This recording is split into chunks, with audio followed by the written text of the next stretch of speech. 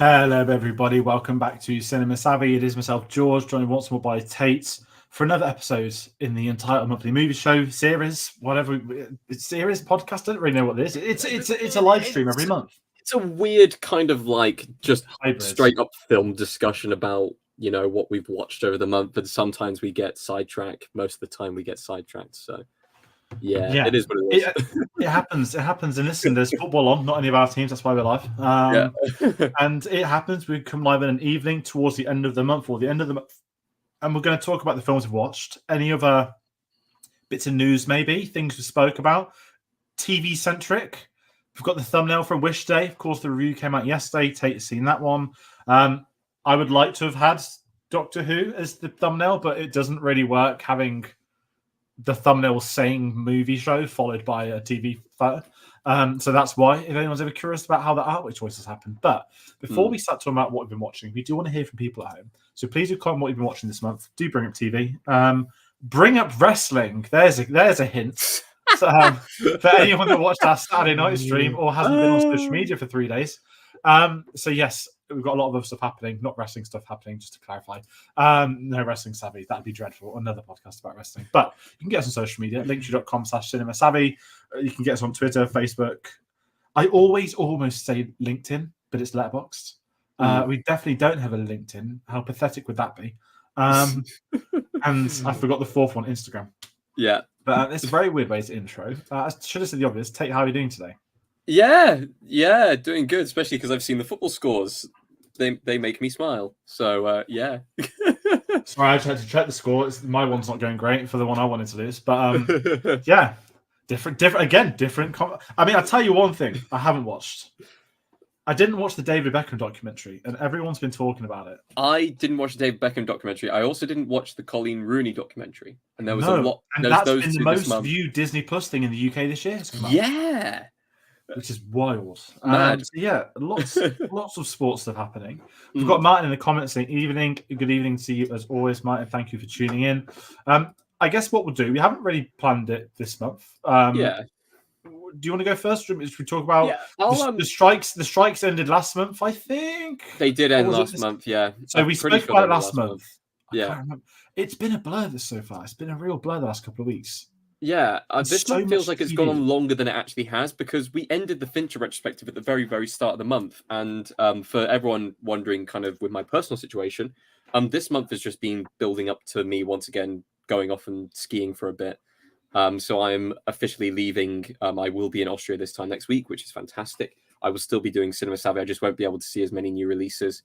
I'll be watching a lot of streaming service films, and if I get the chance to go to the cinema, they do one screening in English per week, and it's whatever's the most popular film. And sometimes I'm not able to make it to those, so I'm going to have to pick and choose my films, or I'm going to have to just watch them in German.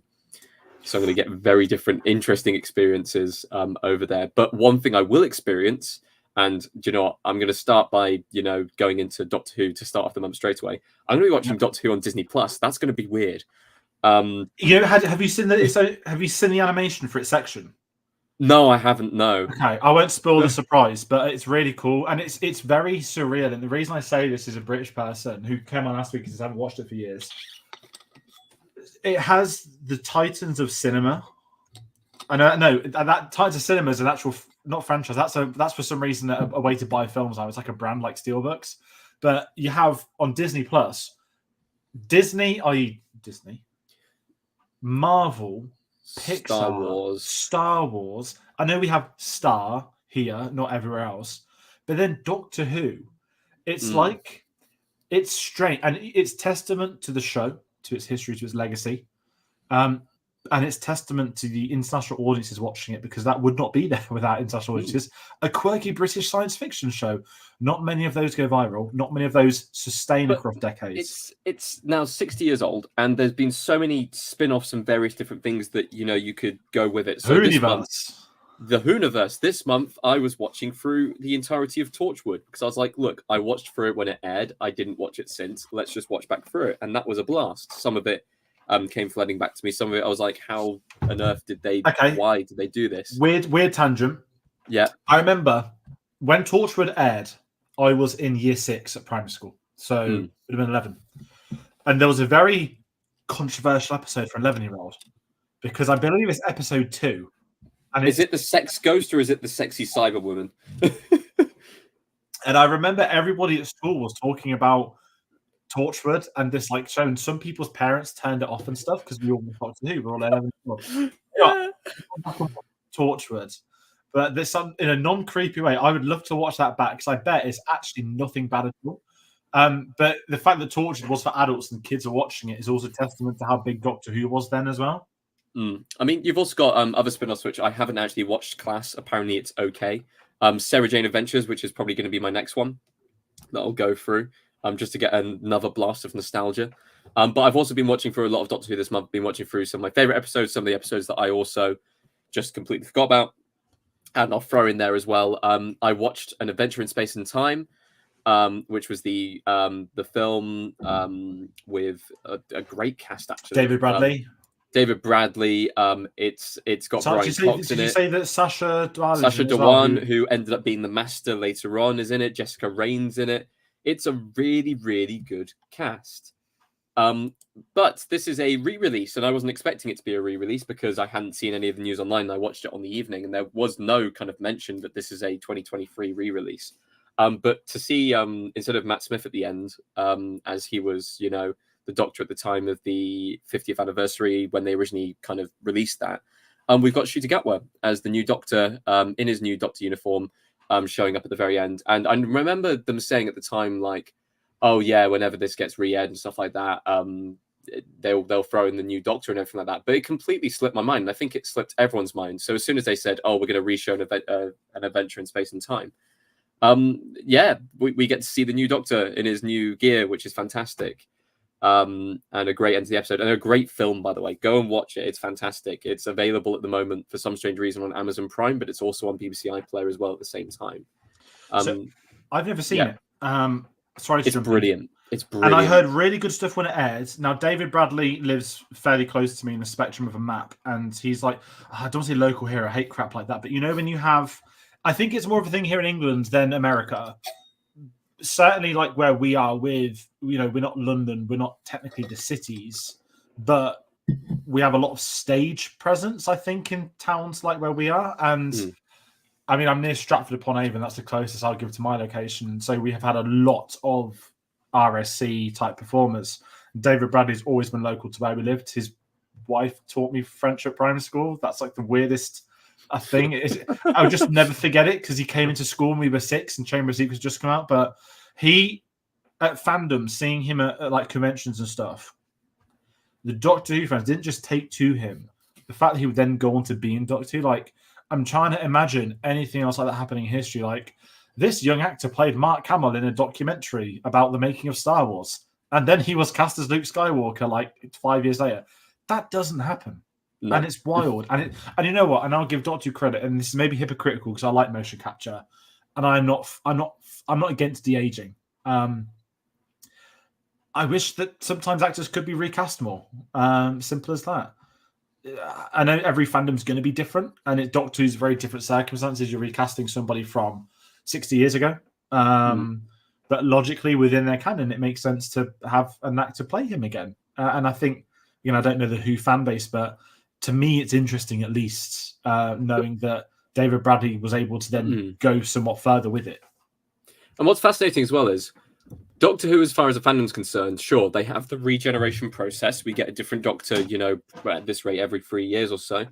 But what's really fascinating is Jodie Whittaker's final episode, Power of the Doctor, had a scene where you get loads of past Doctors coming back, but they don't get de-aged. They are in their current state, and they did it with the 50th anniversary as well.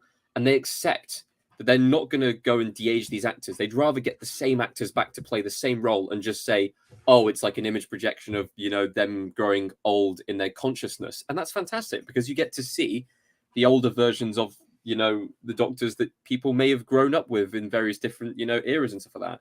So they do such a good job of not just recasting the role, but also passing down the legacy, but also still being a part of it. And, the one thing that I've said kind of from the specials coming up that I'd love to see is Eccleston back, in Doctor Who, especially after kind of everything that he's said, over the past, year or so. I know Dan spoke in your video about the BBC stuff. What I found the big turning point for him was the first convention he ever did. Felt a bit bad for him. The Showmasters who ran it, and this is wild if people don't know the story. So obviously autographs are a lot bigger now than 5 years ago, but now it's about money more so than the experience of meeting them.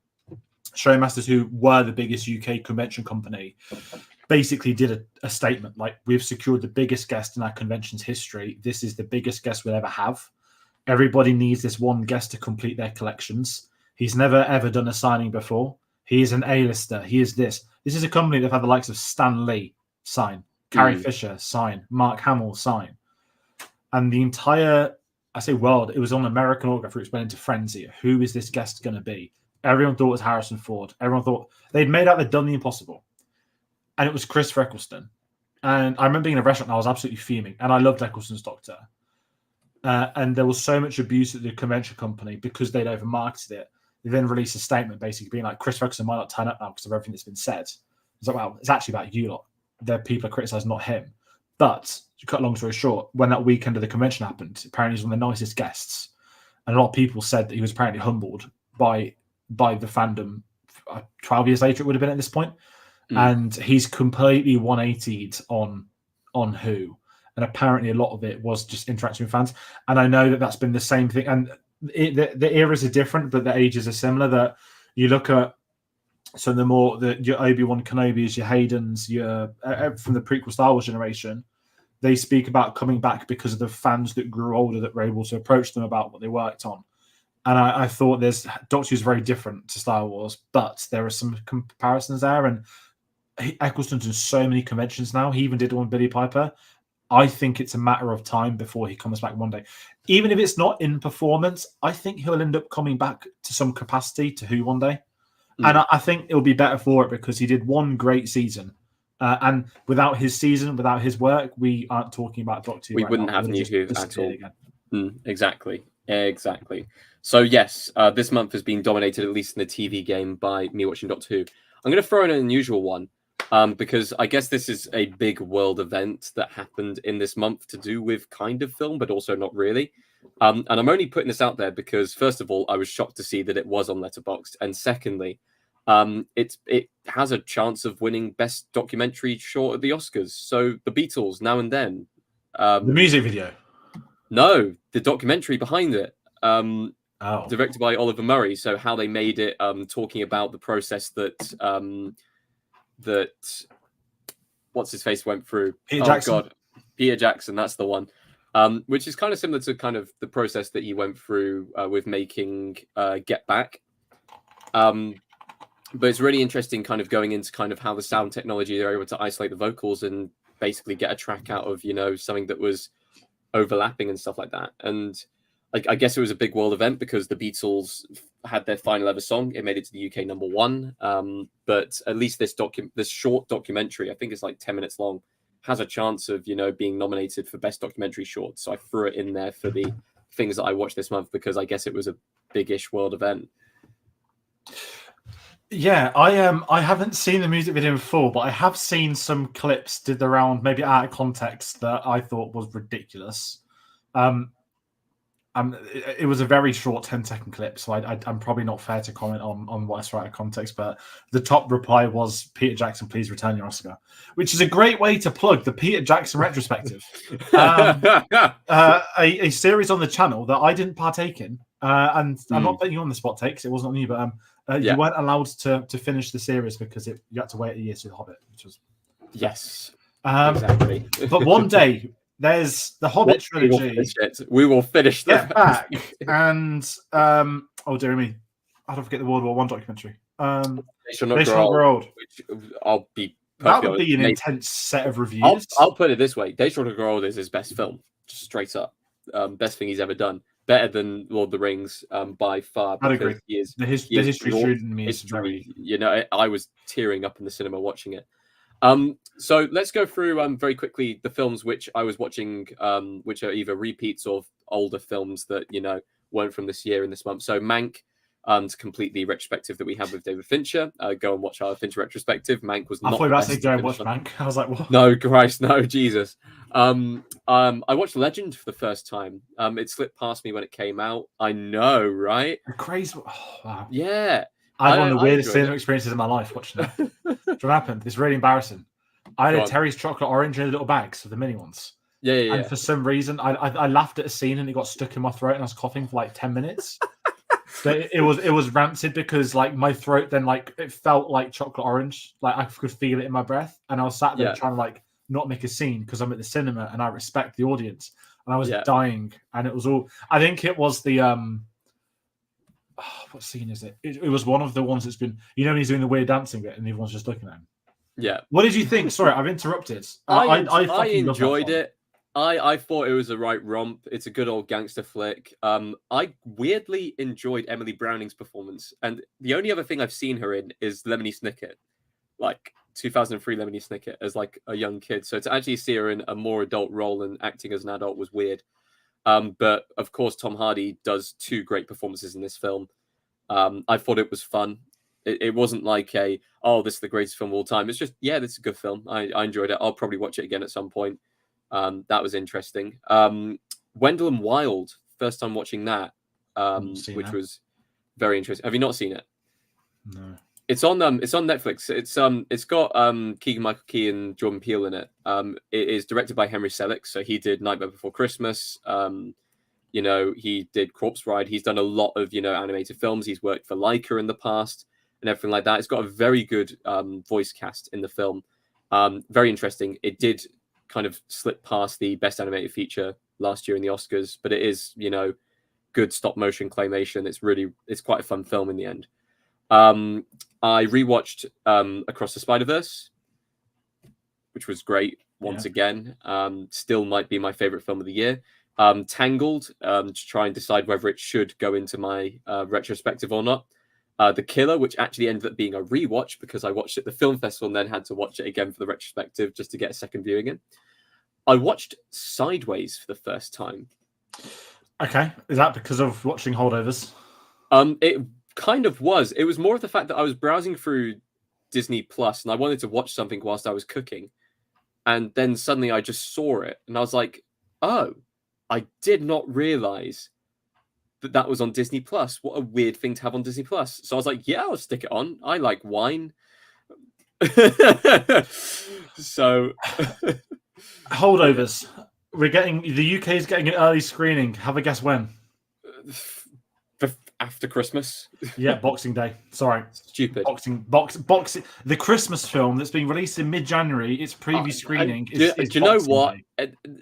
I've only seen it once, but every single time I think about it, I'm like, that was the most fun I've had it in a cinema this year outside of Spider-Verse. It might end up being my number 2 film of the year behind Spider-Verse. It may even compete for number 1. I really enjoy Holdovers. I think I really do think it's going to become like a yearly film that I'm probably going to watch just around the holiday season. Because in America, it's out fully now. So it for people at home, and you know what? I always advocate the cinema experience. So tell me I'm a hypocrite. I believe it's going to be available digitally before Christmas in the United States. So if you have a VPN, which is completely legal, I will always say there, you can legitimately watch the Holdovers in the UK before Christmas with a good VPN. I have a very good VPN. I won't tell the name of it, but I have a very good one that's I will be doing that. I'll do that over the Christmas period because I think that it's one of the greatest holiday season because it doesn't just cover Christmas; it covers a lot. But I think it's a very good winter season film. Inside Out, because the Inside Out trailer 2 trailer came out, so I thought, I'll watch back through Inside Out. Was it as good as I remember? Yeah. Should it be nominated for Best Picture? Probably not. It's not, Pixar's. Did you cry at Bing Bong? I didn't. I got goosebumps, but I didn't cry. I got goosebumps. I didn't cry. But it's a fun film, but I don't think it's Best Picture worthy in my eyes. I think Pixar have done better films that should have been heralded more.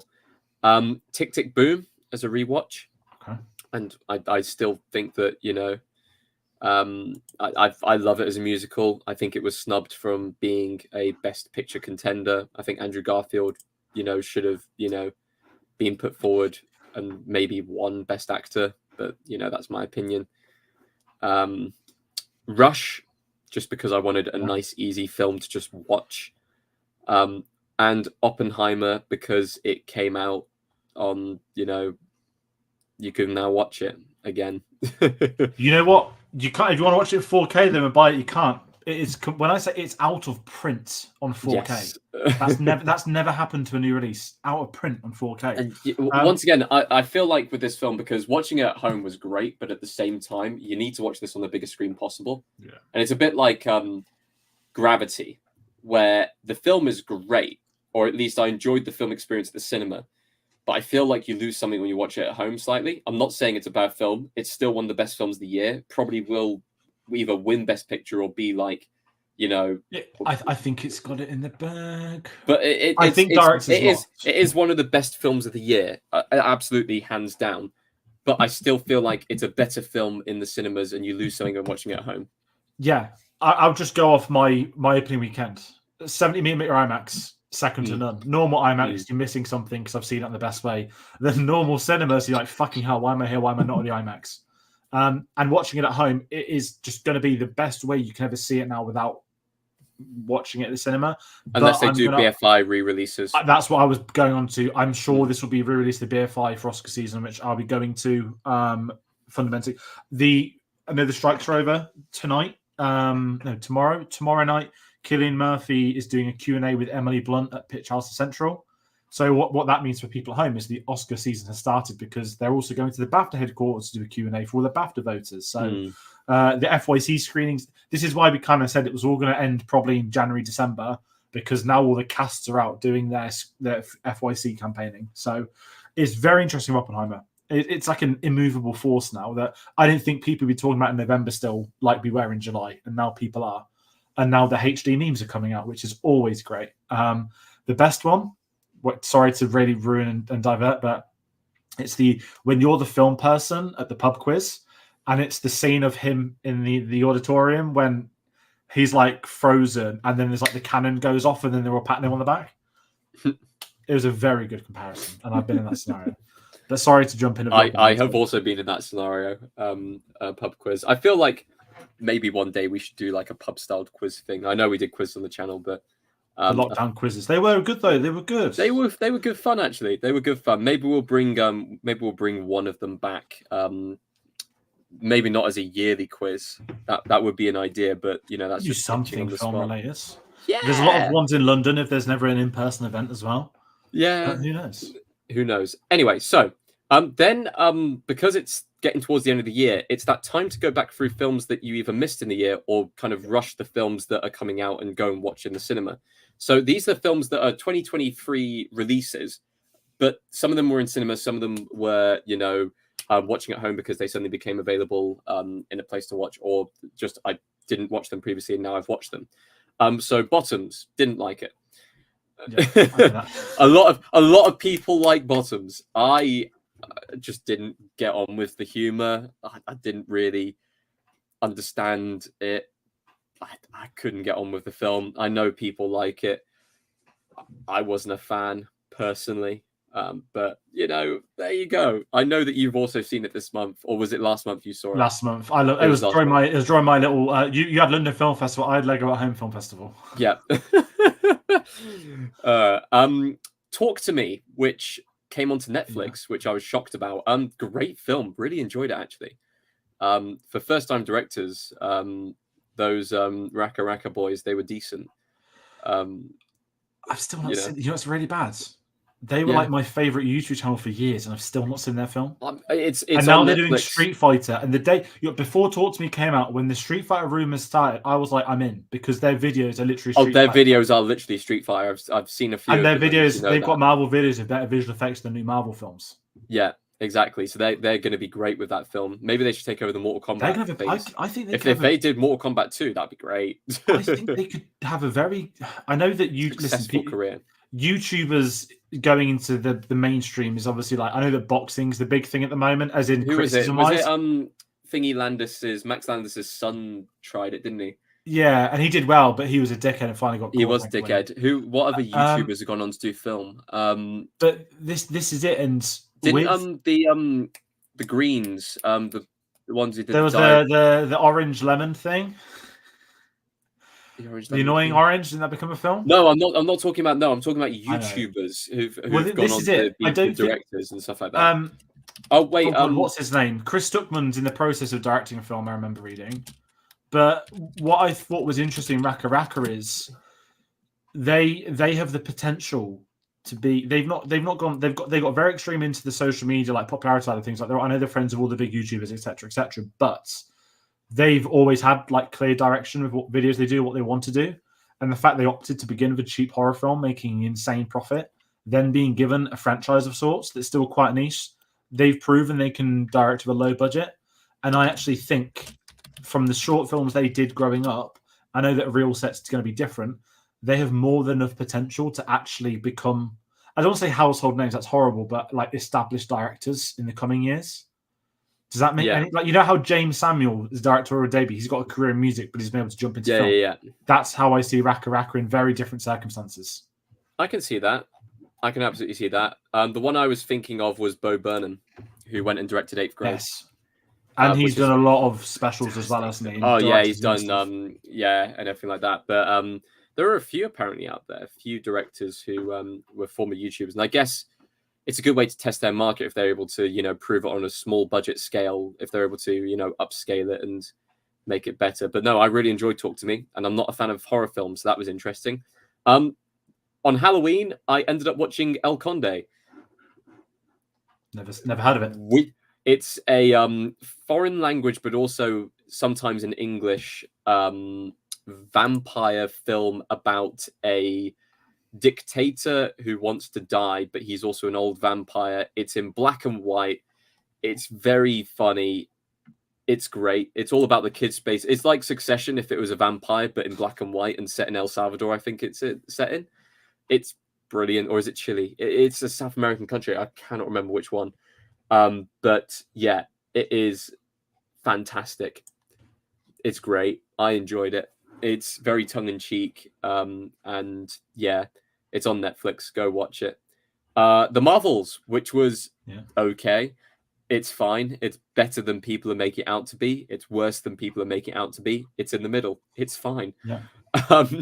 How to Blow Up a Pipeline, which was an interesting film. I liked the way they told the story, even though I didn't get on with all the characters. That's an interesting one. That's also on Netflix. Then I watched Hunger Games: Songbirds and Snakes, which, I'll be honest, out of all of the new releases this month, might have been my favorite. It's a good film. Okay. It's decent, I enjoyed it. Yeah. We've already made our opinions on it. That's in the it was a good discussion as well. Exactly. Then yesterday I watched A Haunting in Venice. That's on my list to watch. I was meant to watch it yesterday on the way to a screening, but I didn't go. I mean, with Kenneth Branagh's Poirot series, I don't know whether there's a trilogy. I don't know whether to take it seriously because sometimes it takes itself so seriously, though. That's why it's so funny. But it is. It's like the fast. It's like the. I don't think Kenneth Branagh approaches it like Vin Diesel approaches Fast and Furious. I think he's having a laugh. It's. But he gets them made. And I don't think he'd put himself in that lead role. This is the most serious of all three of the films. I want to put it that way. Okay. But it's kind of dumb fun, if that makes dumb murder mystery fun. But it's funny that Kenneth Branagh, who's a reasonably well-established director, the best kind of, he's doing these, not just retellings, but he's doing murder mystery, whodunits, and every single one of his films has been outdone by either See How They Run from last year or from Knives Out and Glass Onion, which are just better films. And they've got comedy and humor in them. I find it very interesting because that genre is making a comeback, and I absolutely love that genre is making a comeback. But at the same time, the Branagh ones have been very bland, in my opinion. The second one was, dear God, that was a terrible film. But this one was better than that one, at least. And Blue Beetle. I saw Blue Beetle. What did you think of Blue Beetle? Do you know what? It's fine. Is it like the Marvels? It's fine. It's better than I thought it would be. It's not terrible. You know, I thought it was going to be bad. It's the best DC film this year by a long way. Better than Shazam and better than Flash, you know, which occupy like my lower down slots of my favorites of the year. It was okay. Yeah, it's proper mid range. It's fine. You know, decent acting, okay plot line. You know, it's fine. And Some then funny moments, which I think helped massively. Yeah, it had humor from the very start, but also I love the fact that it remained, you know, Spanish, and it had those kind of, you know, it had the language thrown in there, it had the Hispanic roots, it knew what it was, and it didn't try and shy away from it. You know, we've seen it in loads of films before where they say a person has heritage from somewhere, and then it's just completely ignored throughout the entire film, and they just speak in English the entire film with an accent. But in this film, they actually, you know, speak in Spanish throughout the entire thing, and you know, it's a core part of the film. I love that. That's great kind of cultural integration into a film. So yeah, that was great. At least. Anything else? I'm trying to think. The last one, the last film from this month. Thumbnail. The thumbnail film from this month. Dear God, please go watch my review of Wish. I'm gonna just do a shortened version here. This film frustrated me massively. Did you stay for the end credits? Sorry, I stayed for most of them. Did you see the Chicken Little thing that's gone viral? I didn't. No. There's Chicken Littles in the credits. Well, every single Disney film is in the credits. I don't know. I've not seen it. Yeah. So okay, I'll explain the credits. The credits is basically every single Disney film or major character in a Disney film spelled out in stars all the way. They've got Ichabod Crane in there, like they've got every single film covered from every Disney animated classic. Wish as a film, the music is the big thing for me that just doesn't work because it's all pop songs and they got a pop songwriter. They got a pop songwriter to do every single song. It's not like they've got Lin-Manuel Miranda, who at least has, you know, musical theater roots, or, you know, they brought in anyone like with a musical theater background. This person has written music for Selena Gomez and Justin Bieber. That's their background. That's their, you know, thing. So all the songs fall flat. And even the title song, like, So I Make This Wish to have something more in life, it's like too many words. It just doesn't fit in your mouth. It's not right. Just make the song simple. It's a fine song up until that point. And I'm not a big fan of the animation. I don't think it's clean. There are certain scenes where characters are running and it looks so wrong. Like, it genuinely looks like you're playing Paper Mario. And, you know, that's made to look like that. This isn't. This is meant to look good. Is it my question, right? So I saw the trailer at the cinema last week. So I know we spoke before and I said I hadn't seen anything. Yeah. Is the animation a soft way of them saying, how we're blending both because they actually couldn't decide on which one? They tried to make it's almost like they wanted to do two-dimensional and they realized that they just won't and we'll do 3D. You know those pop-up 3D birthday cards and those pop-up 3D storybooks? Yeah. It's like that. As a film. Yeah. And I mean, it opens on a storybook, but, you know, and it closes on a storybook like a classic Disney film would. But this film, it doesn't know what it wants to be. Does it want to be just like an outright homage to all of the previous Disney films? Does it want to be its own story? Because it sits somewhere in between and it doesn't quite grasp either. And just certain elements of it really anger me because it could have been so much better. I gave it a half-decent review. I said, look, the film, people will enjoy it, but it's the first Disney film in a long time where I feel like I'm not watching a family film, a film that families are going to like, and instead I'm watching a kid's film. It's like when you go and watch an Illumination film, it's a kid's film, it's not a family film. Whereas if you go and watch, like, I don't know, a DreamWorks or a Leica film, it feels more like a family film. And even with Disney's classics, it feels like family films. This feels like a film that only kids would like. It's you know, it's like 4 Love and Thunder's kind of level of humor. It doesn't quite sit, you know, there. So it disappointed me. Even though some of the elements were fine. Some people are going to love it. Some people are going to passionately hate this film. And at the moment, I think it's starting to get a wave of negative reviews coming through for people kind of... It's been very mixed. Rotten Tomatoes comes under a lot of weird flack. People live by, which is strange, but what people can't grasp is that it's an aggregator, and 60%, which means that 60% people don't understand what it means. All it means is 60% of people basically say this film is a 3 out of 5 or more. But then some 3 out of 5s count as rotten, which doesn't make logical sense. But Wish has performed awfully this weekend. It has $1 million budget. It's been beat by Napoleon, which we'll talk about in a bit. It's also been, I think it's been beaten by the Adam Sandler chameleon film, Leo. Is it? I thought that was... Okay. It's on Netflix, but I think either critically or viewership-wise, I think Netflix, I don't know. But I've seen posts about it, like people putting up things saying like, oh, Leo's done better than Wish has and stuff like that already. It's like, ooh, yikes. Okay. Well, Disney's its own story because it's their 100th anniversary. It's their 100th anniversary film, and they've had one of the biggest box office disappointments of their life. I'm not saying that film. I'm talking this year. This calendar year has been one of the worst years in Disney's history as a studio. And I think what it's demonstrated is that not only is their marketing department not fit for use in the slightest, the decision in 2019, they had, I think, 5 out of the top 6 grossing films, all with 1 billion plus, the first ever studio to destroy the world like that. 4 years later, they're nowhere near. By Guardians, I don't think they've had a single film. This is something that I mentioned in the review.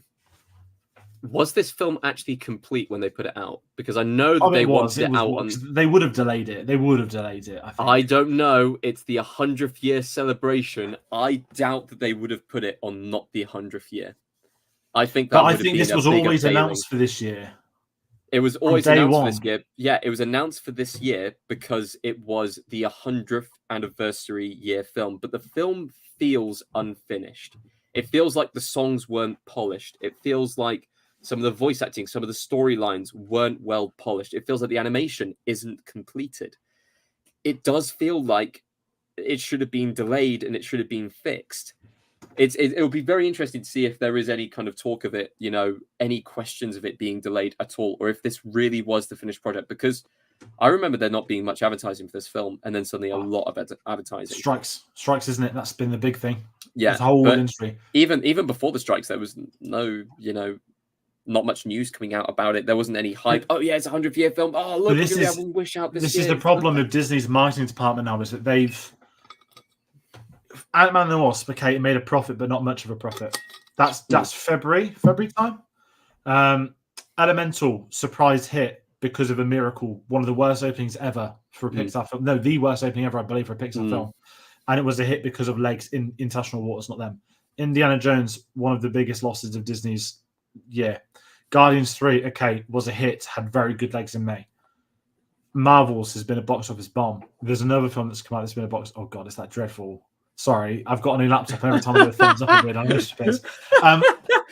you can't do any hand signals at all. None. I don't want to...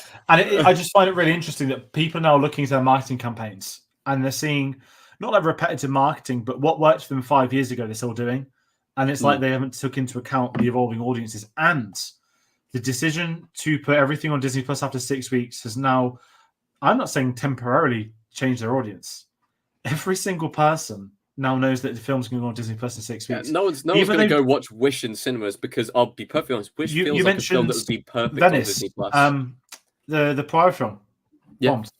Financial bomb. And this is it. And even though they're now not doing it 6 weeks later, they're now doing it like 12 weeks later, because he created a bond to the audience of telling them it's going to be 6 weeks every single time. Certainly for animated films where families are shelling out 50, 60 quid to go as a family of 4 or whatever the price it is, they are going to wait to watch it at home. And Disney have only got themselves to blame for, and I know they'll say it's Bob Chapek, it's not Bob Iger. Here's the thing. But they've almost shot themselves, forget shooting themselves in the foot. They've done the ending of Saw, chopped their own leg off. And now they're trying to limp forward, going back to the way things were. They need a sharp reset. And for them to be at the forefront of these strikes is even more embarrassing. The best financial decision they can make now is to release Wish on Disney Plus on Christmas Day. That's They the best thing they can do. They probably will. I don't know if they'll get timing, but that's the it'll only be on soon. that is the only move they can make. Either Christmas Day or New Year's Day, and put it as like a, hey, happy anniversary to us. Here's the film that you all wanted to go and see in cinemas, but you didn't go and see in the cinemas, so you can go watch it at home now. How many casual people think it's their anniversary? I mean, they know it's the anniversary, but how many casual people know this is the anniversary film? I just want to have a look. Like, on Disney Plus, have they got anything on there advertising that it's their 100th year if you go onto the main page? Yeah, they've got loads. They've had loads of 100+ stuff. Right now, they don't even have the Disney 100+ logo on there. Like, it's not like they're actively advertising that it's they have been. Year. What I'm saying is the film Wish, it's not really been advertised that it's the anniversary film. Now, not many franchises do. Look at Skyfall, very different. The entire year, Bond was about Bond 50, his Skyfall, the 50th anniversary film. Yes, it came by fluke. It came because of financial issues that came before. They weren't able to make films as regularly, but they nailed their anniversary. Probably one of the best anniversaries a film has ever had for a series. And it ended up being the biggest film of the entire series that's gone on for 60 years too. Not 100, but 60 years. And I just find it really interesting that it's this arrogance Disney have had. And like I said, I know that the films coming out this year were in production during the Bob Chapek year. I know that Iger wants films, not TV shows, and that's going to take years to alter, but they have undone a global domination at box office and revenue and highest grossing films in the space of 2 years. Are you ready for this? Trolls Band Together had pretty much the same box office this weekend than Wish, and it was Wish's opening weekend, and it was Trolls Band Together's like second or third weekend, and that's it. That's and the other thing is, a film like Wish should not cost $200 million to make.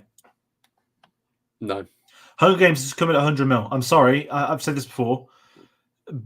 Budgets need to be cut on films, not. Oh, I want to make a $300 million film. Are you James Cameron? No. Okay, piss off. Like, go do it for 50, because Disney right now don't have the audience to justify a hit every time. They had that 5 years ago. Every film was a big hit. Right now they don't. Comic book films are definitely not that certified anymore.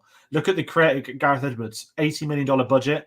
Yes, it's not made a profit still, but could you imagine if the creator cost $300 million to make and it grossed like 120 million at the box office? But it cost 80, so it's a loss, but it's not bad. It's not a bomb. It's not substantially awful. It's a great story of how to utilize a budget. It just didn't have the audience to go. And I'd argue that the strikes affected those September releases more.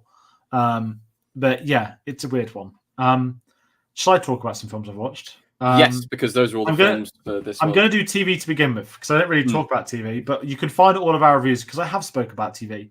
Loki, not a fan by the last 30 minutes. Sorry, Loki as well. I have seen Yeah, Loki. I thought season 2 was utterly dreadful, except the last 40 minutes. The last 40 minutes are superb, and the last 40 minutes should have been chucked on the end of the first series, and there's your wonderful Loki series. I actually feel like I binged it across 3 days. I binged it across like 2-3 days, but I just think we set this up for 5 episodes. Now we're going to do the day after tomorrow joke for a couple of millennia.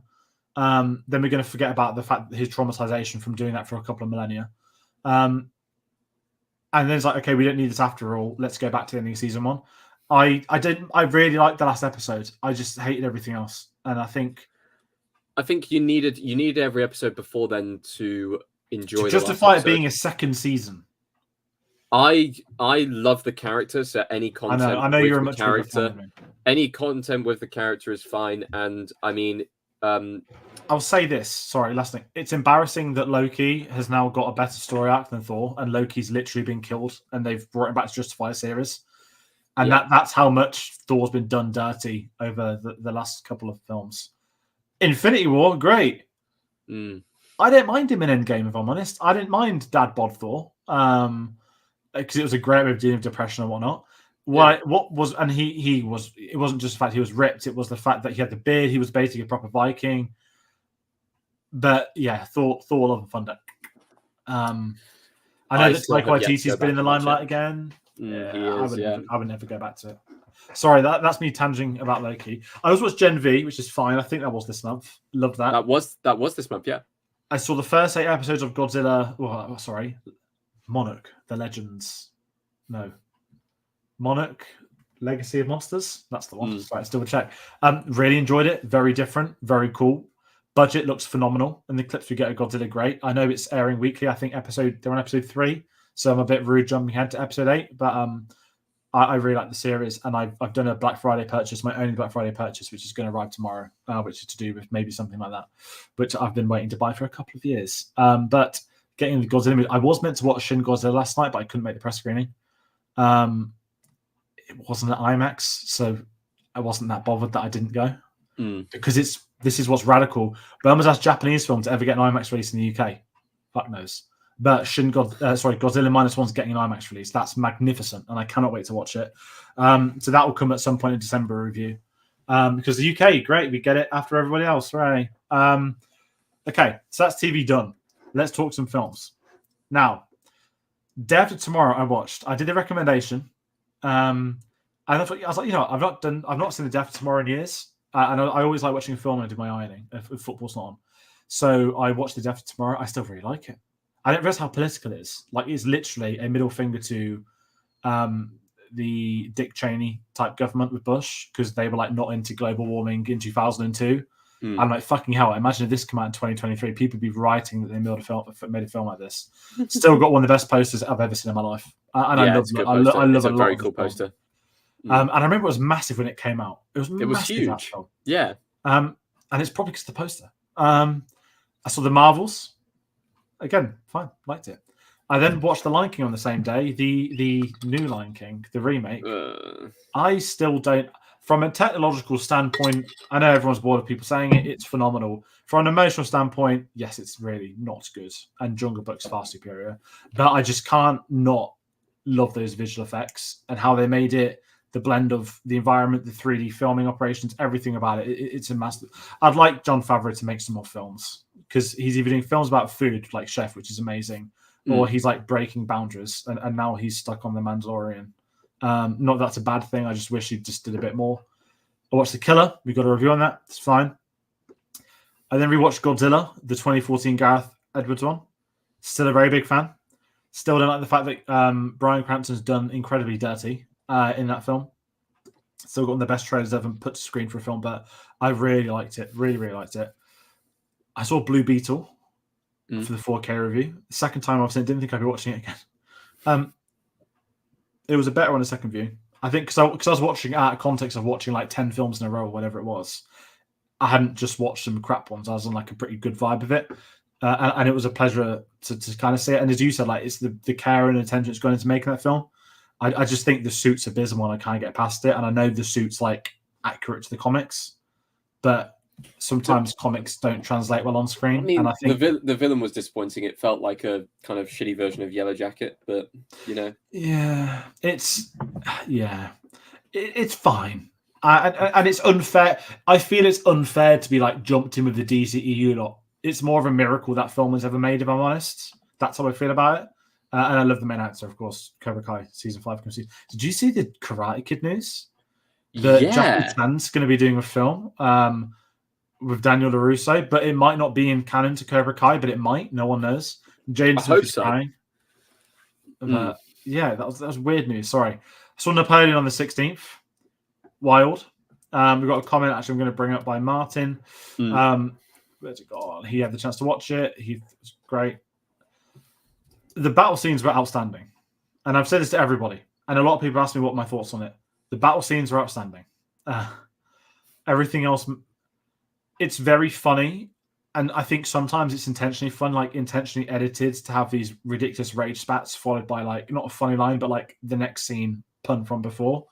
But it's not a great script. And I will give credit to Ridley Scott for doing one of the funniest press tours in history, where he's just gone around slagging off the French, slagging off historians. It's actually... I did see that. Those comments were hilarious. It's so funny. And you know what? He's actually done a really good job at marketing that film. Like, and I'm not... I know that Wacky Phoenix stuff has massive anxiety. I know we have the strikes as well. Vanessa Kirby, of course. But Ridley Scott has nailed the concept of a press tour when the actors can't do it. So that was Napoleon. on the train back from watching Napoleon, this is where it got wild. I finally saw Past Lives, one of my favorite films of the year. Absolutely broke me. Oh, I really want to see it. It's good. It broke me. I absolutely loved it. I adored it. I want to watch it again. I really, really, really enjoyed it, and I think it might get some recognition at the Oscars. I think it's going to be like maybe an actress nomination, maybe the ones that might sneak in. Will it win Best Foreign Language Film, or is that going to go to Anatomy? No, because half it's American, which I didn't realize. Well, here's the thing: Anatomy is Anatomy of the Fall also in. I don't know, man. I'm hearing really good stuff, and my cinema's not shown really good stuff before. Same. I showed it for one day at my cinema, and I wasn't there. I wasn't in town, so I was really angry. I then did it on the 18th. This was where I was meant to do a triple bill at the cinema day. I got 2 out of 3 of them. I watched The Nightmare Before Christmas for the first ever time in a cinema. There were 3 people. I knew it was music, but I didn't know it was a musical. But I didn't know it was 1 hour and 15 minutes. It turns out I know a couple of the songs. Sorry. I just want to rewind that. You haven't seen Nightmare Before Christmas before? No. I don't like Christmas films, and everyone says it's Christmas film. And it's not really. It's kind of a Christmas film. It's a middle ground. It's a middle ground. Yeah. It's a holiday. It made sense for them to show it in mid-November, in between Christmas and that. But I thought it was fine. I really appreciate the animation that went into it and the technological standpoints. But I didn't particularly care for Jack, and it's a bit awkward with all the Danny Elfman stuff, isn't it? So it's even harder. But yeah, I went straight out of that into the Hunger Games, which was a wild genre switch. Literally, to the end of the trailers is when the timing worked. Wow. As I said, loved Ballad of Songbird and Snakes. I've actually got the book. Start reading at some point. And sorry, I was just some things caught my eye. And then I went on to watch all 4 Hunger Games films across 24 hours. I actually watched, according to my Letterboxd, I want to know I did this. I went straight home and watched the first Hunger Games. I then went upstairs and watched Hunger Games Catching Fire. It was 11 o'clock, and I was like, fuck it, let's put Mockingjay Part 1 on. I was like, okay, don't want to do Part 2. I'm shattered now, and I don't like this one that much. I wasn't on the vibe train. I woke up in the morning, watched Hunger Games Part 2.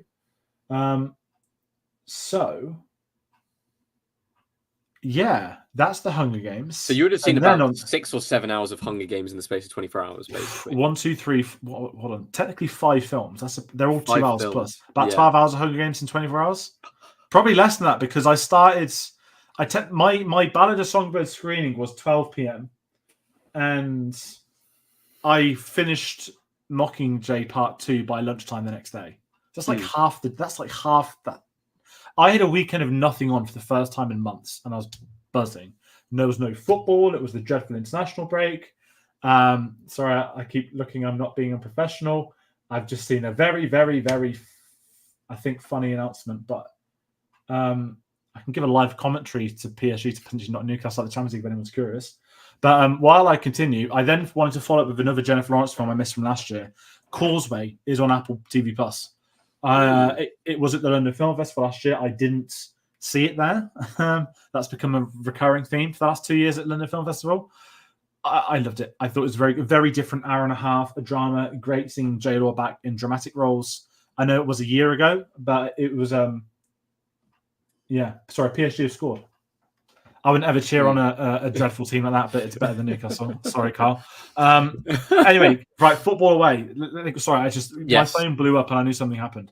Okay, so after Causeway gets to the 20th, I watched a film you're going to be very shocked I've never seen in my life. Can't talk about the actor because of some dodgy goings on, but he was in my favourite comedy show growing up, which a lot of people can probably spot. He was then in the great Michael Bay set films. I finally saw Holes. How have you not seen Holes before? Yeah, exactly. It's one of those films that like everyone did it English except my group. I don't know why everyone I know ever watched it at school in English. I really enjoyed it. I didn't have a clue what to expect, by the way. I just knew it was a bunch of kids and they're digging holes. I did not know about anything else. And I liked it. I really liked it. Like I said, I know I can't talk about Shire. But yeah, Holes. Holes is great. Yeah, it was just ticking one off, wasn't it? Just ticking off another one. Like, listen, it was my ironing film for that night. I like putting a film in the morning. I like going onto Disney Plus to pick something I've not seen before. And Holes was there. And it was on my. I've got a Disney Plus list. Didn't even know I had a Disney Plus list, but I do. So that means it was probably added like 4 years ago. And then the only other film I've watched since was Oppenheimer on Thursday for the 4K, which still remarkable. Still want to see it again at the BFI. And I've not seen a film since. I've had a very, I say, TV busy heavy. weekend. It's been TV heavy this month. Yeah, and obviously like Doctor Who was Saturday night. That felt like a film. It was a big event. Talking Doctor Who on the channel, getting into the vibe of the soundtrack as well. And it's been a bit of a Who month, really. And also the next couple of weeks, I was so tempted to start watching season 1 and season 2, but I just can't. I don't have time. But and obviously, just throw in there the wrestling, the return of CM Punk. Everyone in the world knows about this now. Even it was on BBC News' homepage. I was like, what on earth is wrestling doing on BBC News' homepage? So I was very, very ecstatic at 4:30 in the morning on Sunday, technically, I guess. Yeah. Did you see the return of CM Punk? You're like, stop fucking talking. I saw it on Reddit. it was front page of Reddit. I've been trying to think of like comparisons to other events in my life, right? And there just isn't, because he walks out of a company, proceeds to sue them, then proceeds to get sacked, then proceeds to get sued, disappear, then I don't really care about the UFC because that backfired, but to have one of the worst, I was trying to think of a football comparison to my dad's. Like, there isn't. There just isn't a comparison to anything. The concept of suing each other for years on and off to fall out with the head of everything, and that's the guy that he patches it up with after a bad experience somewhere else. But I just think it's just fucking insane. And I've been thinking about it, like, what is it similar to? Is there anything like it in the film industry? And there probably is that I can't think of. But I mean, yes, there is something like it, because we've talked about it on the Fincher retrospective with what's her face suing. But it's not as bad. Jodie Foster. Jodie Foster. She went into his next film. I'm trying to think. Yeah, that's what I'm thinking about. Like, she in my head, next film after suing him. But like, Robert Downey Jr. It'd be like if Robert Downey Jr. did Infinity War, sued Marvel, sued Marvel, tried to make his own cinematic universe, got and then sacked came back on his wedding day. His wife's written out of existence in real life, and all his recognition is wiped off the internet. All her recognition is wiped off the company. Then they get sued themselves. Then Kevin Feige and him patch it up 9 years later, and potentially go and do Endgame. Potentially, keyword there. And I'm mesmerized. And listen, I don't talk about wrestling often. I know I'm desperate to watch. Oh God, is it the Iron Claw coming out in February here? We got Rob at December in America. That looks fucking phenomenal, and that's biopic of real life stuff as well. But I'm just really curious. But Randy Orton came back. I know that's the thing. He had never done before spinal surgery and was out for a year and a half, and he came back jacked as fuck. And he RKO'd someone off a cell, which is sick. But sorry, I've been really in my wrestling. And the reason I got back into wrestling, I don't know if I told you, F1's got so atrocious and so bad, I can't watch it. It's unwatchable. I am tired of listening. I'm tired of listening to the Dutch National Anthem. I'm not gonna lie. Well, not even, but like, and I said this to someone. I was like, well, F1 scripted a world champion. They changed the rules 2 years ago to let one be crowned. So why didn't I just watch the entertainment that doesn't lie about scripting their champions instead? Yeah. Because I'm not wasting my time with anything else. And I'm not just moaning about Max Verstappen. There's a lot of other problems in Formula One. But that's why I can't wait for the Brad Pitt Formula One. I'm very honestly, I'm telling you this right now. I mean, I know that Ferrari's coming out in December, and it's got mixed reviews, to put lightly. Michael Mann literally came out and says the only reason anyone funded this film is because Drive to Survive got big. And the Apple film, they're gonna have to basically reshoot the entire film because they obviously didn't do any footage because of the strikes, and it's all on the 2022 spec cars, and they'll be shooting during 2023. So you have to write off a big chunk of money off that film. But that'll be mega when it comes out. And I know that F1 had its pathetic Vegas weekend, but I mean, at least the race was good in Vegas, even though the entire rest of it was a shit show. It was probably the best race of the season, to be honest. But You know, I didn't watch it. Sorry to go off tangent. Just the no, of course, no. There will be documentaries. With sports it's one of the fans, best. So, you know. And in the year 2023, it didn't leak. Yes, it was rumored. Not a single journalist ever at any moment said it's happening. And that's what's insane. Like, there's no comparison to how that. And what they even did at the end of a wrestling night. I know you won't care, but as tradition in my life, when the copyright logo comes up at the bottom side of the screen to indicate the show is over, not once have I ever watched wrestling has anything happened. They put the copyright card on the screen to end it. And I was like, oh my God, it's not actually happened. And then 5 seconds later, it does. Even the little things like that was fucking insane. So yes, I'm very excited to see CM Punk's back. And I wore that top on Saturday on Doctor Who, and it wasn't a waste of time looking back after all. But yeah, that's the end of my TV tales and films for this month. I know we've gone over an hour already. I want to bring up some more comments by Matt. Yeah. Okay, he caught Gran Turismo. He also watched Prey, massively underrated Predator film. Prey's great. I say underrated. It's a film that went straight to streaming, which is why the general audience didn't watch it. It was great. But it's one of the best Predator films in years. So yeah, you know. And there's an Alien film coming out next year, and an Alien TV series has been announced, which I'm very curious by. And Ridley Scott's actually been talking about them, saying good things for a change, which he doesn't normally do. He also recommends A Wheezing Growing Sounds to any Doctor Who fans. What else have we got? And shows Slow Horses is back next week. Slow Horses is great. Slow Horses series 1 and 2 are fantastic. Gary Oldman heading back to the spy genre. Well, he does so great in it. Like, he really does. He becomes a very different person as Jackson Lamb. A very interesting character. He's not even really the main character of the show. There's a really good side cast of people, and the spy work is actually pretty good as well. It's a fun show to watch. Not what I was expecting, at least. No, I would like to watch it. I saw calls with Apple. I really do rate Apple. I think they're a fantastic service. And I know that we've got Godzilla at the moment. January we get Masters of the Air, which is I'm fucking buzzing for.